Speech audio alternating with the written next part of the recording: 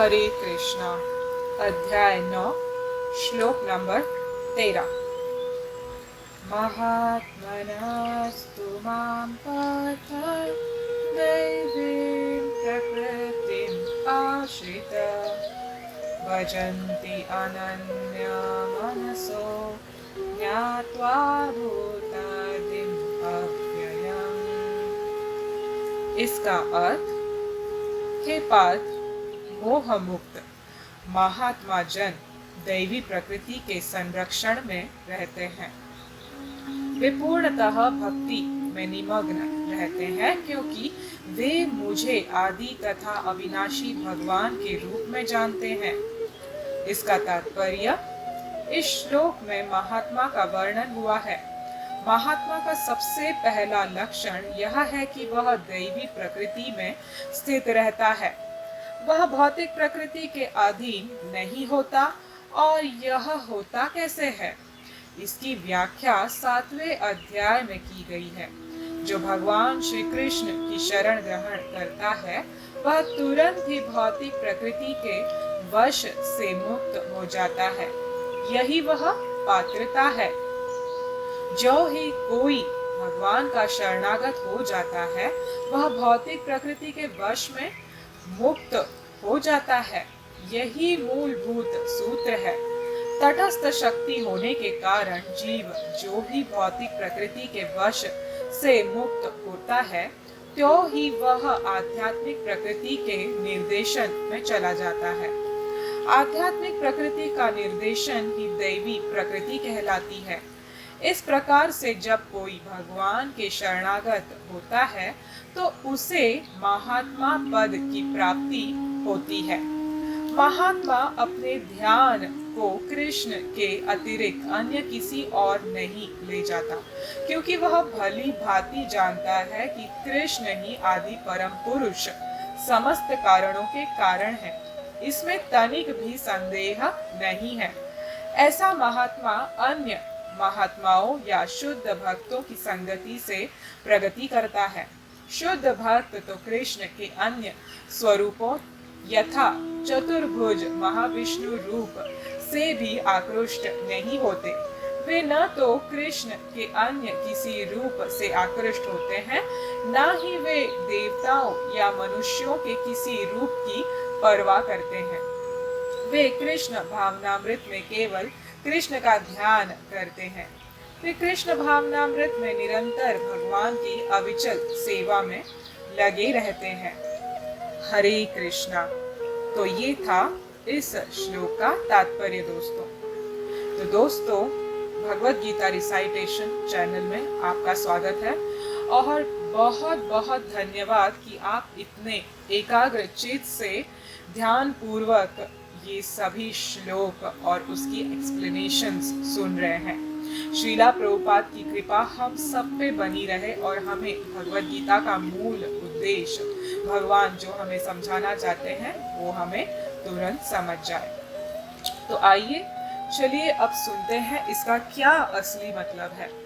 तो अब तक भगवान ने हमें बताया पिछले श्लोक में कि कैसे दुरात्मा लोग भगवत धाम नहीं पहुंच सकते। उनके इस मूल जो ये है इस वजह से, भावना की वजह से।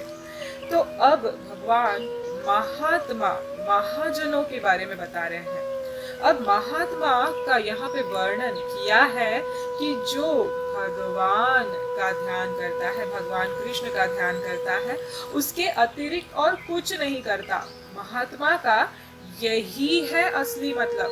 जो आजकल महात्मा का डेफिनेशन लोग बताते हैं ये महात्मा नहीं। महात्मा भगवान के बताए हुए मतलब में यही है कि जो भगवान के बारे में जानते हैं। और सबसे इम्पोर्टेंट चीज जो भगवान यहाँ पे श्लोक में बता रहे हैं और आप भी सुनकर खुश होगे कि महात्मा वो होते हैं जो भगवान के दैवी प्रकृति के संरक्षण में रहते हैं, यानी he is totally under the protection of divine nature। ये भगवान का सबसे स्ट्रॉन्ग नेचर है, स्पिरिचुअल नेचर है, जिसको दैवी प्रकृति कहते हैं।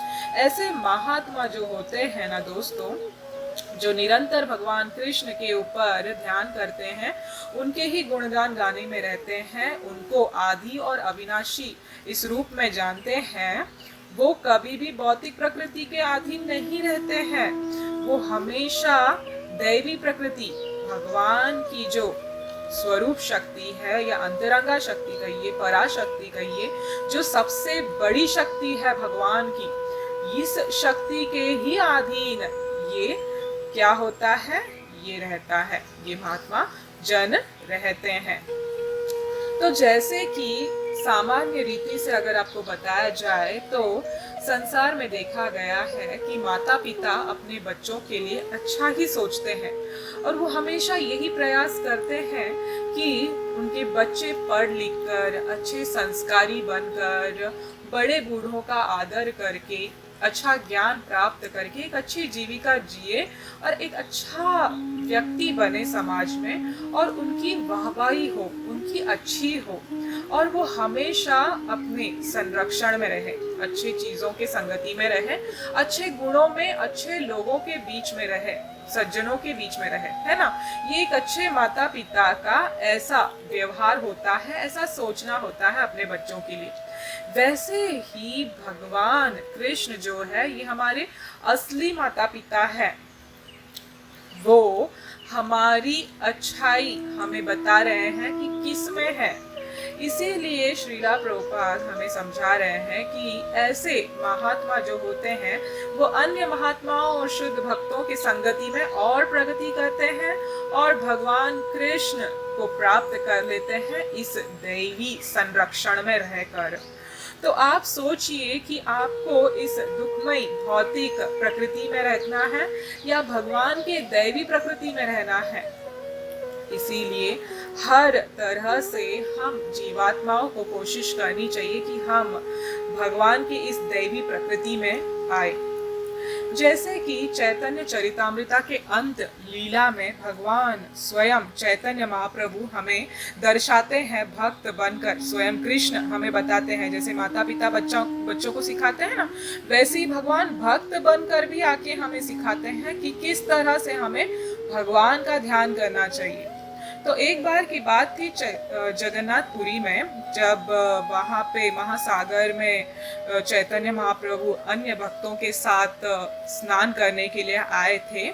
तो समुद्र में स्नान करते वक्त उन्होंने वहाँ पे उनकी दृष्टि जो है चातक पर्वत पे पड़ गई।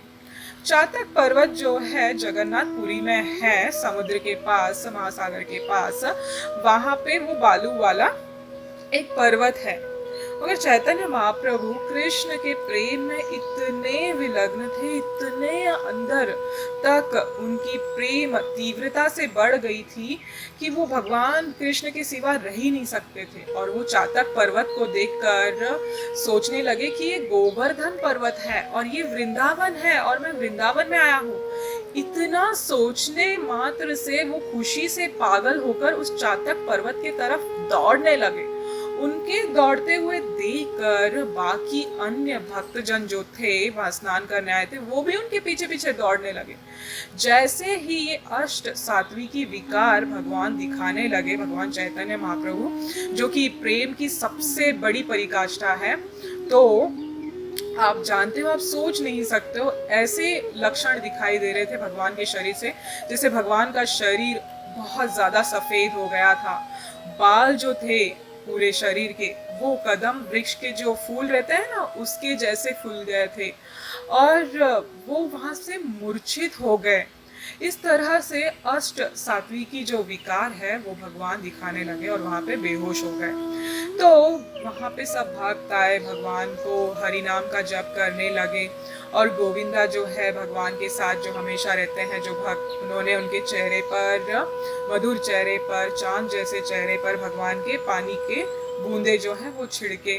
तो वहां पे क्या हुआ, जोर जोर से हरि नाम का कीर्तन होने लगा भगवान को उठाने के लिए। तो भगवान होश में आए। जब होश में आए तो यहाँ वहां देखने लगे और बोले कि मैं तो वृंदावन में था, मैं यहाँ कैसे आ गया। तो सब भक्त हैरान होकर भगवान की तरफ देखने लगे। तो भगवान बताते हैं चैतन्य महाप्रभु कि मैं तो गोवर्धन में था और कृष्ण लीला देख रहा था। मैं देख रहा था कि कृष्ण, राधा कृष्ण एक गुफा की तरफ जा रहे हैं और मैं उनका पीछा कर रहा हूँ। इतने में मुझे गोपियां मिली और गोपियों ने मुझे कहा कि कुछ फूल चुनो और हम सब राधा कृष्ण की सेवा करेंगे। तो मैं फूल चुन रहा था और उतने में आनंद से विभोर होकर मैं फूल चुनते चुनते अचानक आप लोगों ने मुझे जोर जोर से पुकारा और मैं यहाँ आ गया। मैं यहाँ कैसे आ गया? कितना अच्छा लग रहा था, कितनी अच्छी अनुभूति हो रही थी। बहुत सुंदर इस परिवेश में था मैं। क्यों तुम लोगों ने मुझे वापस बुलाया? क्यों मुझे जगाया तुमने? मैं अगर उस लीला में होता तो मैं कृष्ण के करीब और चला जाता और मैं उसको और नजदीक से देखता। आप लोगों ने बहुत बड़ी गलती की मुझे वापस बुलाकर। ऐसे कहकर चैतन्य महाप्रभु बिलक बिलक कर रोने लगे और कृष्ण विरह का अनुभूति दिखाने लगे। तो ये सुनकर बाकी भक्त भी रोने लगे। उनको लगा कि ये हमने क्या बहुत बड़ी गलती कर दी, बहुत बड़ी भूल कर दी कि हमने प्रभु को वापस बुला लिया। मगर आप सोचिए दोस्तों, भगवान इन सब लीलाओं से हमें यही तीव्रता जागृत करवाना चाहते हैं कि पूर्ण समर्पित भाव से हमें भगवान कृष्ण को अपनाना चाहिए और उनको अपने जीवन को समर्पण करना चाहिए। तभी हम उस देवी प्रकृति के आश्रित में रहेंगे और उस परमानंद को अनुभव कर पाएंगे। इस भौतिक संसार में जो तुच्छ सुख के पीछे हम भागते हैं, मिथ्या सुख के पीछे भागते हैं, झूठा सुख के पीछे भागते हैं, ये कुछ नहीं है तो नश्वर है। जैसे पानी में बुलबुला उठता है वैसे ही फूट जाएगा, हाथ नहीं लगेगा। काफी लोग मुझे पूछते हैं कि आप इतने सारे एक ही शब्द के इतने सारे मतलब क्यों बताते हैं। तो दोस्तों, ये जो वीडियो है, ये जो चैनल है, ये बहुत लोग देखते हैं, तो इनमें से सबको हर चीज़ समझ में नहीं आती है, इसलिए मैं अलग अलग तरीके से समझाती हूँ। तो प्लीज़ आप कृपया इसको ग्रहण कीजिए और इसको समझिए, समझने की कोशिश कीजिए। ये सब जो लीलाएं हैं, ये साधारण लीलाएं नहीं हैं, ये भगवान की गोपनीय लीलाएं हैं। ये समझने के लिए भी बहुत बड़ा हमारा जो ये है बुद्धि है वो विकसित होना चाहिए। मगर हमारे गुरु महाराज, हमारे आचार्य गण, श्रीला प्रभुपाद की कृपा से हमें ये इसका आस्वादन करने मिल रहा है, चखने के लिए मिल रहा है। तो हमें समझना चाहिए कि इस भौतिक प्रेम या काम जो भी है, ये तो तुच्छ है, ये तो कुछ भी नहीं है। हमें असली प्रेम की प्राप्ति करनी होगी और वो भी जल्द से जल्द, ताकि हम इस दैवी प्रकृति के अधीन आ सके। और वो दैवी प्रकृति और कोई नहीं है, भगवान का सर्वोच्च पराकाष्ठा प्रेम जो है वो है श्रीमती राधा रानी। तो लोग कहते हैं भगवत गीता में राधा रानी का नाम नहीं आता है। यहाँ पे साक्षात भगवान स्वयं कह रहे हैं दैवी प्रकृति। दैवी प्रकृति और कोई नहीं दोस्तों, आपको मैं बता दूं, ये श्रीमती राधा रानी है, जो भगवान की सबसे स्ट्रॉन्गेस्ट एनर्जी, इंटरनल पोटेंसी, अंतरंगा शक्ति, आह्लादनी शक्ति जिसको कहते हैं, ये भगवान की सबसे मुख्य शक्ति है।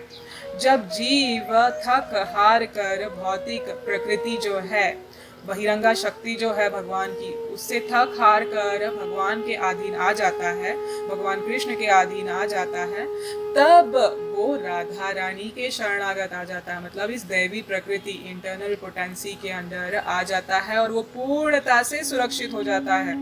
उसे कोई चीज की चिंता नहीं रहती, उसको कोई चीज की दुख नहीं रहती। ये 18वें अध्याय में भी भगवान बताते हैं कि इस स्टेज पर आना होगा हमको, जहाँ पे हम इस चीज की अनुभूति कर सकते हैं। इसीलिए हरे कृष्ण महामंत्र जो है, ये चैतन्य महाप्रभु इसीलिए हमारे लिए लाए हैं क्योंकि ये स्वयं राधा रानी का मंत्र है। हरे का मतलब ही राधा रानी है। हरे कृष्ण कृष्ण कृष्ण हरे हरे, हरे राम राम राम हरे हरे, हम उस दैवी शक्ति, हम उस इंटरनल पोटेंसी, आह्लादनी शक्ति भगवान कृष्ण की, उसे प्रार्थना कर रहे हैं कि हमें अपने अधीन ले लो, हमें अपने सेवा में ले लो, हमें अपने भगवान कृष्ण के सेवा में ले लो। हे राधा रानी, हमें अपना लीजिए और हमें अपना बना लीजिए। इस तरह से इस मंत्र का मतलब है दोस्तों। इसीलिए ये श्लोक जो है ये बहुत इम्पोर्टेंट श्लोक है। आप इसको याद कीजिएगा, इसका मनन कीजिएगा। हरे कृष्ण कृष्ण कृष्ण हरे हरे, हरे राम राम राम हरे हरे। श्री कृष्ण भगवान की जय। श्रीला प्रभुपाद की जय।